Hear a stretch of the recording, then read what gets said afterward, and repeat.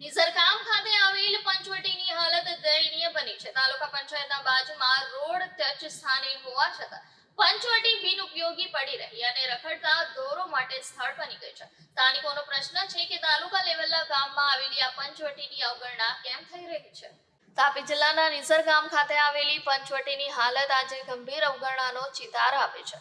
તાલુકા પંચાયતના બિલકુલ બાજુમાં અને મુખ્ય રોડ પર સ્થિત હોવા છતાં પંચવટી સંપૂર્ણપણે બિનઉપયોગી હાલતમાં પડી રહી છે.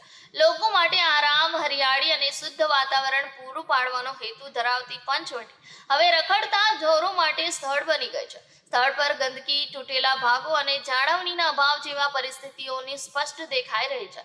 સ્થાનિક લોકોનો આક્ષેપ છે કે તાલુકા લેવલના ગામમાં આવેલી પંચવટીની આવી હાલત વિકાસના દાવાઓને પરકાડતા હોય તેવું લાગે છે. ગામમાં અનેક સરકારી અધિકારીઓ, કર્મચારીઓ અને ચૂંટાયેલા પ્રતિનિધિઓ રહેતા હોવા છતાં પણ પંચવટીની સ્થિતિ સુધારવા માટે કોઈ પગલાં લેવાયા નથી.